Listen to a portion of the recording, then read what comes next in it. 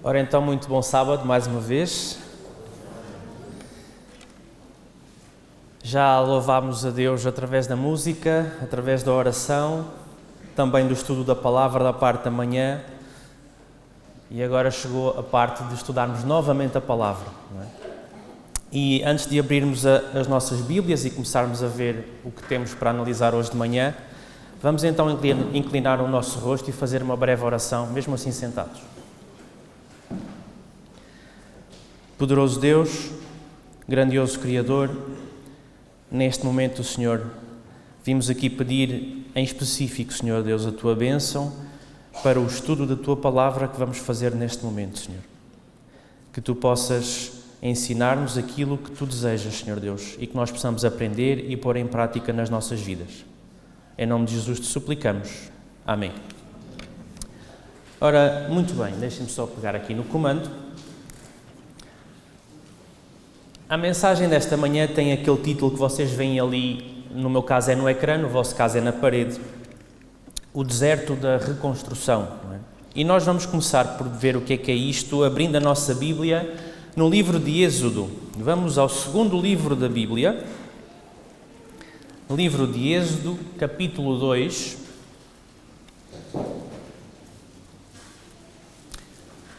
Êxodo, capítulo 2, verso 15. E é uma situação que todos nós conhecemos muito bem, já estudámos vezes sem conta. Êxodo 2, verso 15, diz o seguinte: informado desse caso, procurou Faraó matar a Moisés. Porém, Moisés fugiu da presença do Faraó e se deteve na terra de Midian e assentou-se junto a um poço. Ora, estamos numa situação em que Moisés já era homem adulto, já tinha crescido, tinha passado toda a sua fase de formação, educação, etc., na corte egípcia, nas melhores academias egípcias, com os melhores instrutores militares egípcios, etc., etc. Mas ele mantinha firme a sua identidade de hebreu, muito bem educado até aos 12 anos pela sua mãe biológica, antes de ser levado para o palácio. Só que Moisés foi levado a pensar, por ele próprio, que eram as suas grandes capacidades e habilidades que ele tinha aprendido na corte egípcia, os seus conhecimentos militares, os seus conhecimentos de economia, de política, etc., etc., que iriam ser um instrumento de Deus para a libertação do seu povo.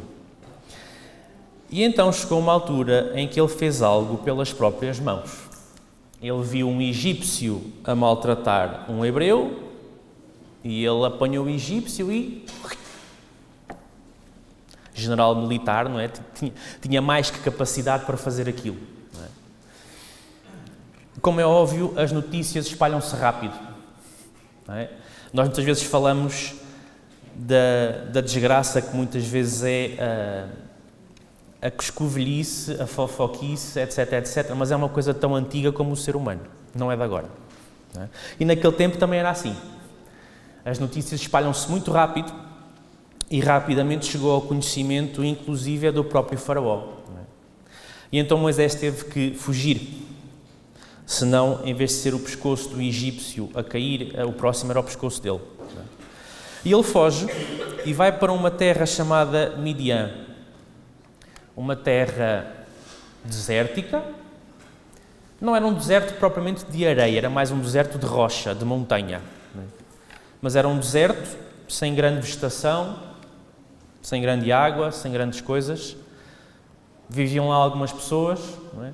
Com, enfim, uma condição pobre, uma condição difícil.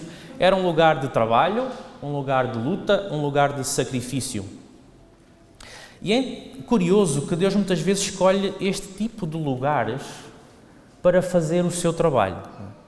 Porque Moisés não é caso único nas Escrituras. Vamos ao livro de 1 de Reis. Vamos a 1 de Reis. Verificar que Deus, por vezes, trabalha realmente com desertos. 1 de Reis, capítulo 19.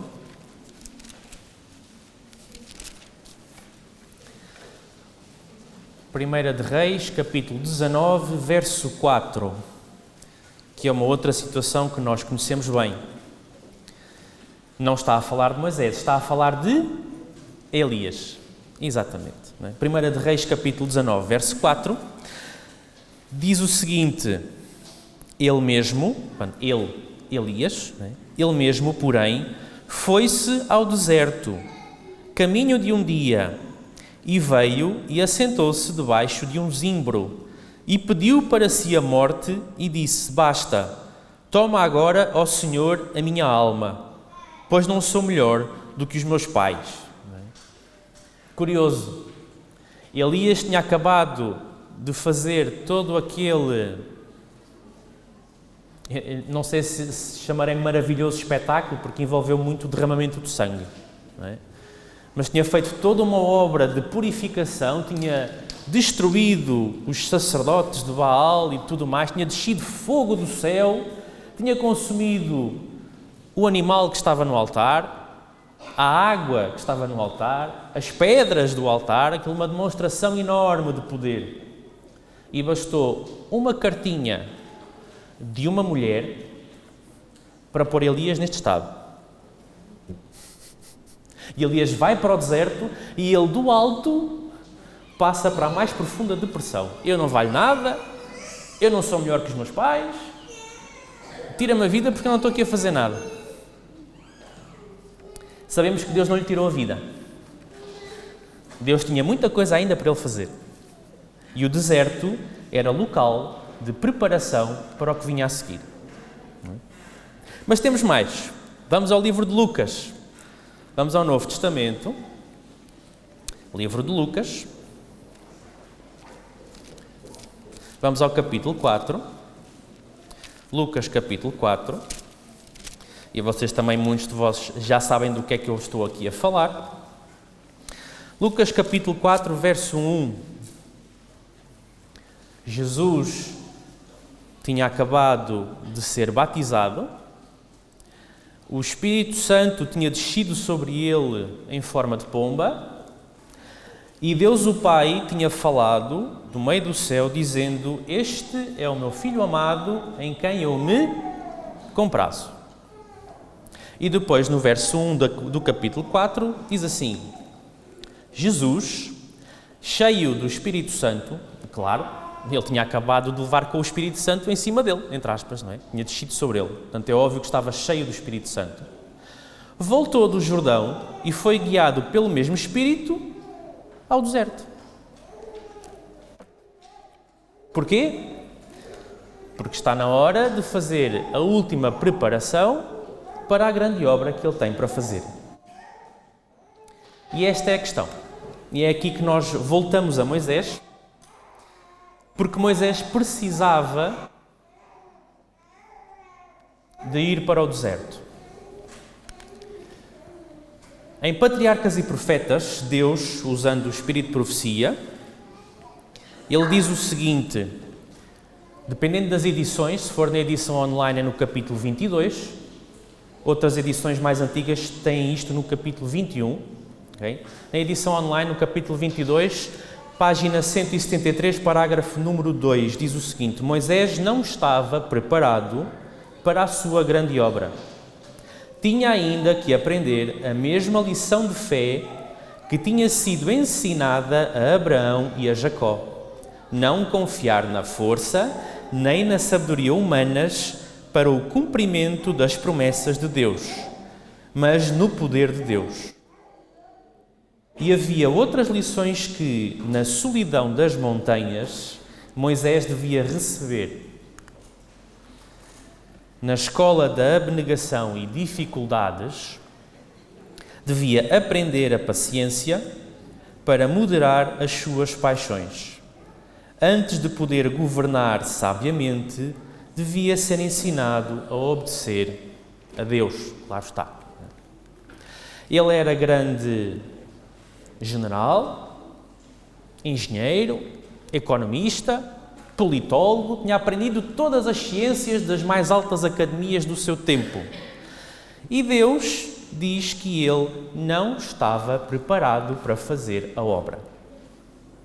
tinha muitas soft skills, muitas skills mesmo, muitos conhecimentos, muitas das coisas que se falam agora, era só capacidades. E Deus diz, estás cheio de muita coisa, mas depois não estás preparado. Está aí muito lixo. Há aí algumas coisas que, pronto, mas está aí muito lixo no meio. Tens que ir para o deserto.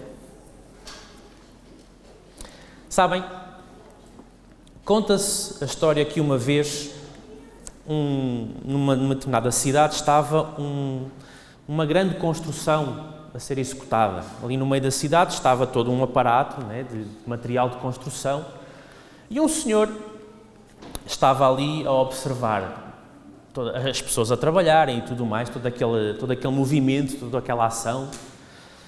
E ele olhava pela cerca e via um grande buraco, e escavadoras e material de trabalho a escavarem, a irem cada vez mais para baixo.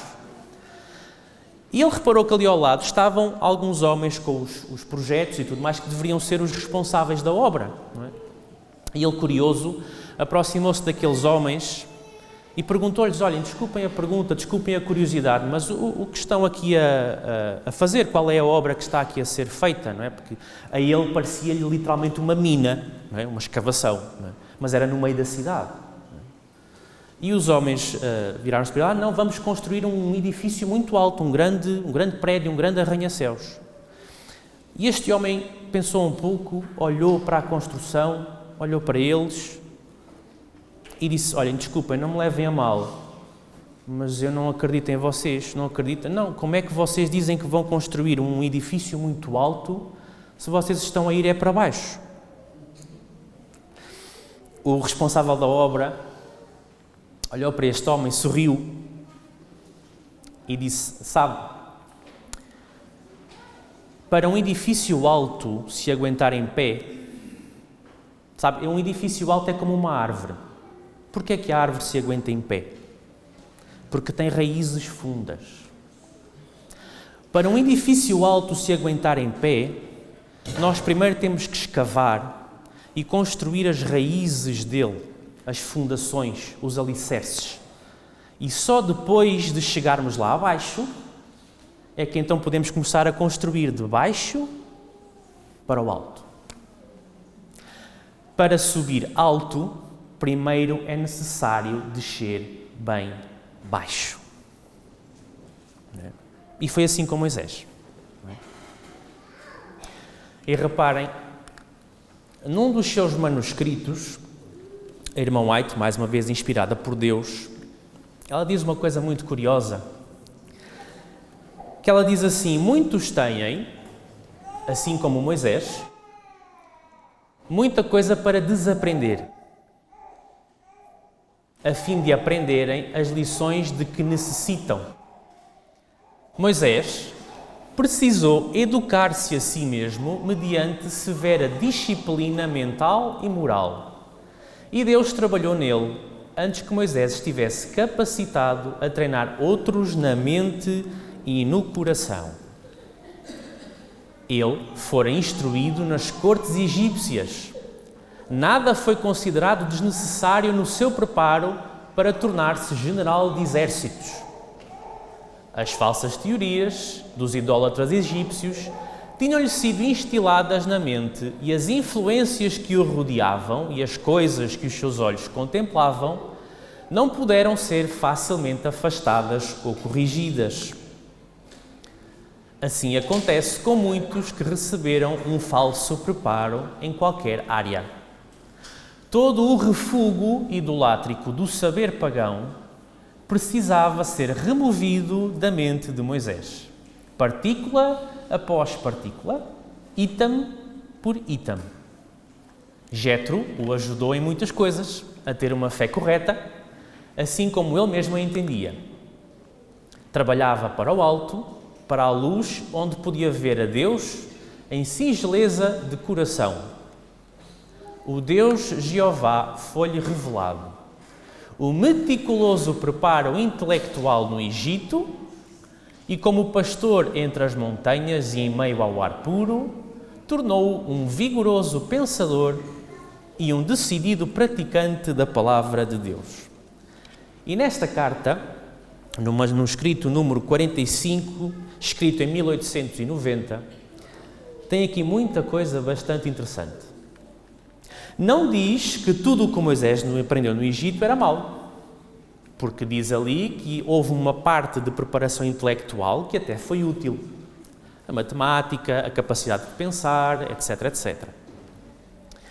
No entanto, a preparação secular traz sempre, não é quase sempre, é sempre, traz sempre muito lixo agarrado àquilo que é útil. E nós estamos numa igreja de um ambiente académico. E, portanto, nós preparamos-nos para sermos engenheiros, economistas, advogados, consultores, etc, etc. E é tudo muito bom. Existe uma parte intelectual útil, mas atenção, e não é só para os jovens, não é só para os que se estão a preparar, é para os que já se prepararam no passado. Porque atrás da parte intelectual útil vem sempre muito lixo secular e ideológico agarrado. E Deus, muitas vezes, para nos preparar para a sua obra, Ele diz: Rui, tu tens aí muita coisa na tua cabeça, nos teus hábitos, nas tuas rotinas, nos teus traços de personalidade, na tua forma de pensar, de agir, que eu tenho que mudar. Eu tenho que te refinar como ao ouro. E como é que o ouro se refina? Pelo fogo. E o fogo é um local agradável? É confortável? Dói. Não dói? Pois dói. Pois dói. É pelo fogo do sacrifício, é pelo fogo da abnegação, é pelo fogo da humildade que Deus diz: vamos retirar tudo o que é lixo e impureza que está aí nesse pedaço de metal amarelo reluzente. Ou potencial metal amarelo. Logo se verá se fica mesmo metal amarelo ou não. Assim foi com Moisés. Antes de Moisés, assim foi com Abraão, com Jacó. Lembram-se que eles também tentaram cumprir a vontade de Deus pelas próprias forças, não é? Abraão e Sara decidiram ter um descendente que Deus não tinha dito para eles fazerem assim, não é? E Jacó queria tanta promessa, queria tanta primogenitura, que também quis fazer à sua maneira. Não, tudo para o deserto. Vai tudo para o deserto. Têm todos ainda que aprender, não é? E depois de Moisés, já outros tantos também assim foi. Não é? E, portanto, connosco não é diferente. Queremos estar preparados para a obra de Deus? Ok. Preparemos-nos para tirar o lixo daqui para fora. Ok? Porque é isso que Ele vai fazer. É bom que eu ore a Deus: Senhor, prepara-me para a Tua obra. Prepara-me para o alto clamor, como estudámos hoje de manhã na escola sabatina. Para pregar a verdade. Para explicar às pessoas. E Ele diz: tens a certeza que queres que eu te prepare? Porque vai doer. Vai doer. Okay? Mas eu estou ao teu lado. Não é? O hino que foi aqui cantado dizia mesmo isso: prossegue, não desistas. Eu estou ao teu lado, segue, vamos em frente.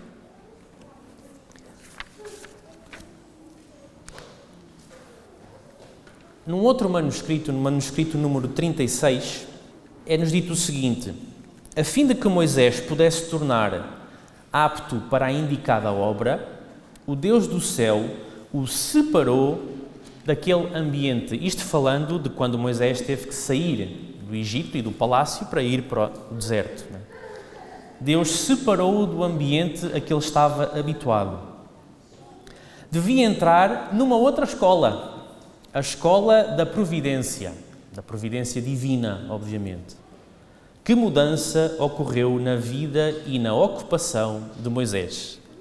Treinado para uma grande carreira, e afinal mudou de escola e de profissão. De futuro general e governador, passou a pastor, no meio do deserto, no meio do nada, quase.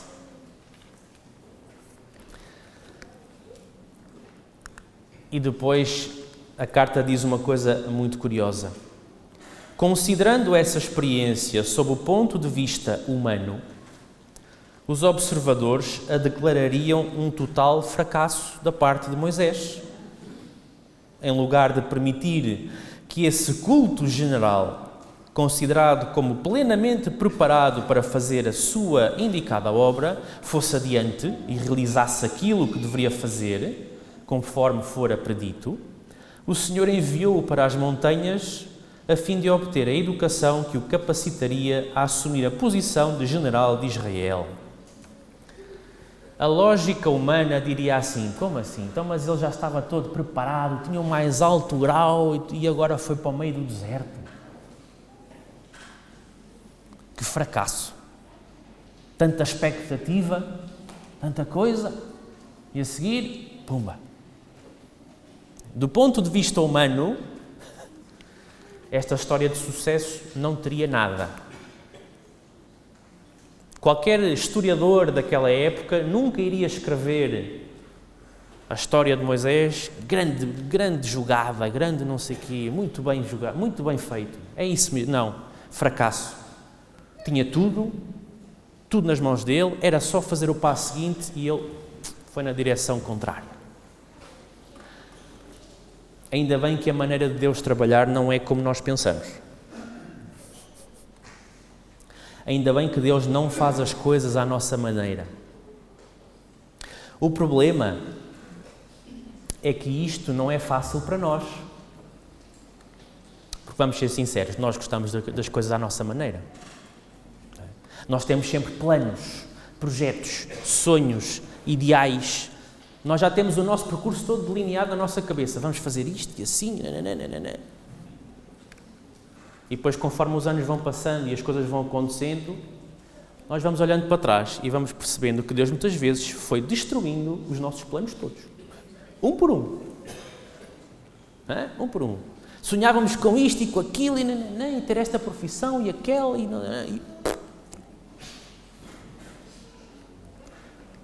e nós pensamos assim, epá, fogo, que fracasso. A minha vida... Não é? Mas Deus diz, ei, tem calma. Eu sei que estás a entrar em depressão como Elias também quis a morte. Calma. É a minha escola. É a minha escola. Segue na escola, segue nas minhas aulas. Faz os exercícios práticos. Vais ver que depois vai ser muito bom. Deus planeou que Moisés ficasse sozinho, apoiado no braço forte de Deus, e que aprendesse a orar e a crer, a confiar, a acreditar.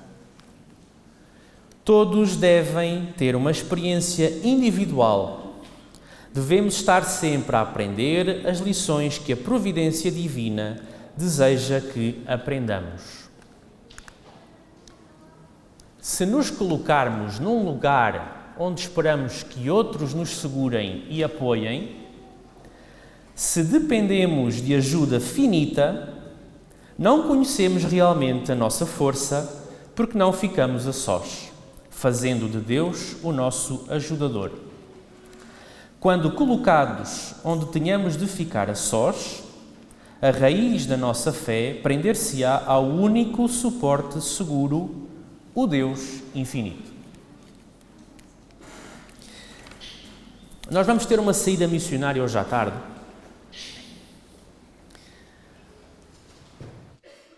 E uma saída missionária nunca produzirá nada se nós formos apoiados nas nossas próprias capacidades, inteligências, forças, etc. Não, sou eu que vou entregar não sei quantos livros, sou eu que vou explicar às pessoas. Não és tu, nem eu, nem ninguém. Se não for Deus a ir à frente, não adianta o exército marchar. E, portanto, hoje ao almoço, eu peço-vos uma coisa. Lá em casa, dobrem os vossos joelhos no compartimento da casa que vocês quiserem. e peçam ao nosso general que vá à frente. Porque nós não temos que ir à frente, nós temos que ir atrás dele. Tá bom?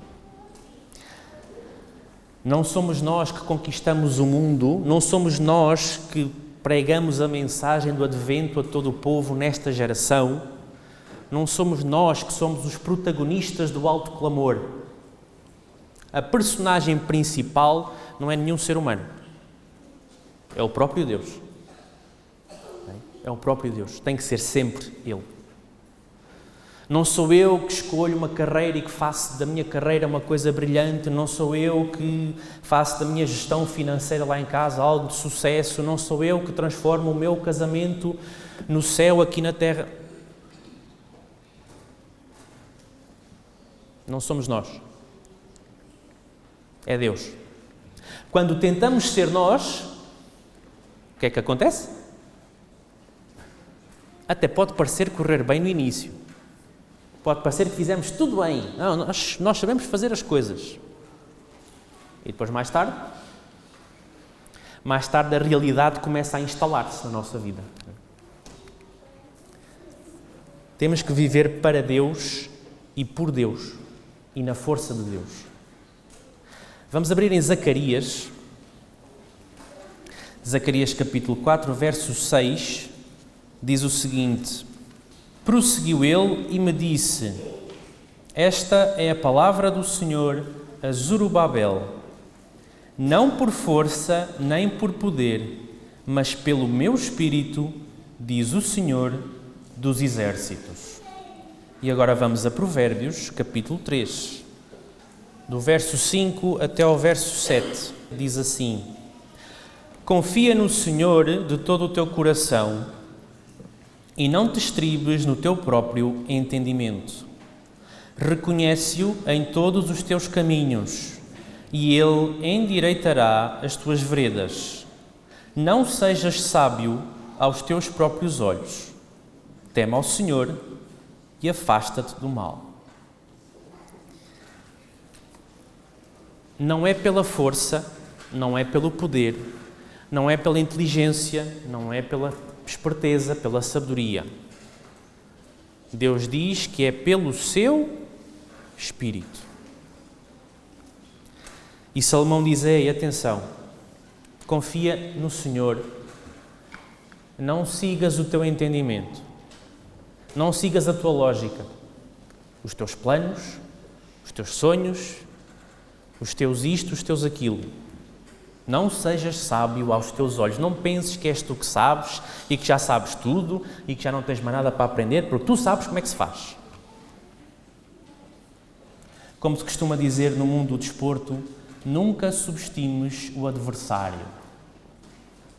Porque esse é o primeiro passo para perderes. E nós sabemos que temos um adversário poderoso. Não subestimemos o adversário e não achemos que nós é que já somos os maiores, que já sabemos como é que fazemos e Satanás não vai ter hipótese. Tá? Reconhece Deus em todos os teus caminhos.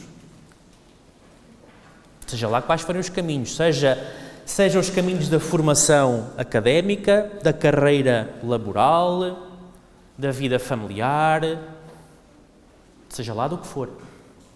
Reconhece em todos os caminhos que tem que ser Deus, o general, a ir à frente. E tu tens que o seguir. Ora, passando a concluir, e sim, eu hoje fui rápido, relativamente rápido. Para construir, primeiro é preciso escavar. Se estás à espera de passar por a vida neste mundo, sem dificuldades, sem desertos, até podes passar. Só que isso é mau sinal. Se nunca tiveres uma dificuldade, significa que Deus olhou para ti e disse: olha, de ti eu já não consigo fazer nada, nem com desertos lá vou.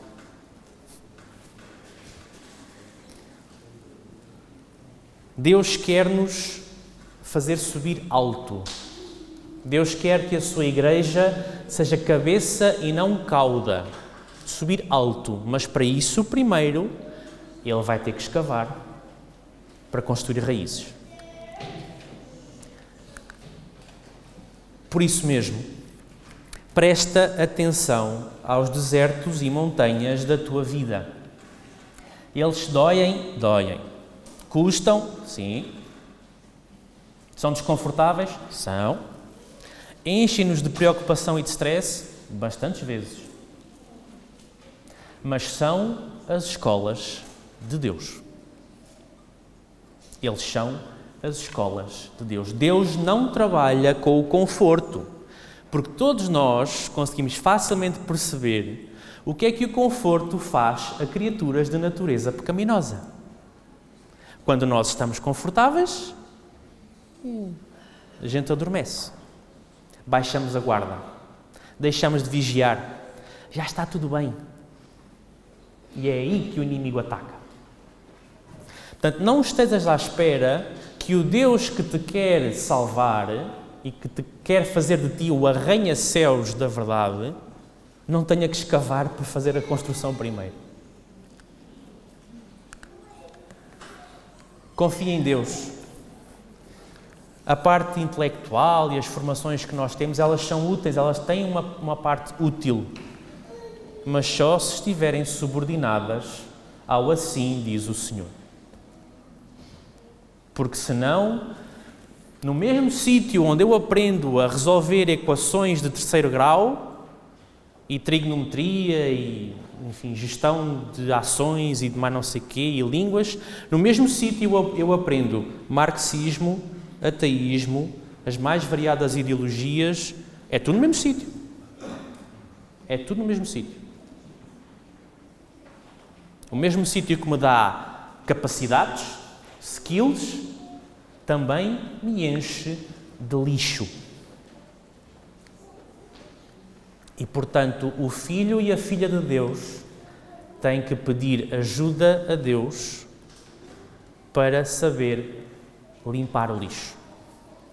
E assim como Deus separou Moisés do Egito, tirou-o daquele ambiente, não te admires se Deus, às vezes, te pedir para tu teres alguns momentos da tua semana, do teu dia, do teu mês, em que Ele tenha que te retirar daquele ambiente. Tirar dali.